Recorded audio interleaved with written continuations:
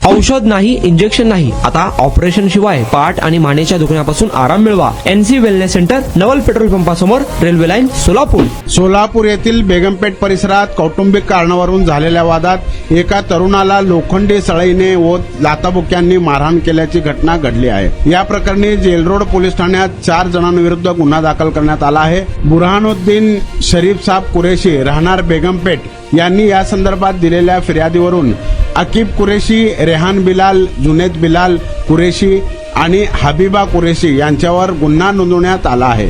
फिर्यादी बुरहानुद्दीन यांचा चुलत भाऊ आकिब याने त्यांना घराबाहेर बोलवा, तुम्ही आमच्या विरुद्ध CP ऑफिसला तक्रार का दिली अशी विचारणा करत आकिबने शिवीगाळ करून चापट मारली. त्यानंतर आरोपी रेहान बिलाल यांनी लोखंडी सळईने बुरहानुद्दीन यांच्या तोंडावर मारून त्यांना जखमी केले आहे.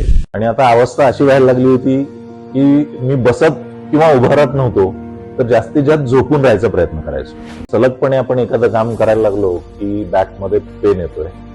सुरुवातीला मी त्याला इग्नोर करायचा प्रयत्न केला. त्याच्यानंतर मला जाणवलं की इग्नोर करून हे काही कमी होत नाही. या ट्रीटमेंटच्या दरम्यान मला कुठल्याही गोळ्या किंवा इंजेक्शन घेण्यासाठी सुचवलं गेलं नाही. मला पाठदुखीचा खूप त्रास होता. आयुष हॉस्पिटल जयसिंगपूरमध्ये दाखवलं. त्यांनी त्यावर मला सर्जरीचा सल्ला दिला. त्यामुळे मी आज साधारणपणे 90% पर्यंत रिलीफ आहे.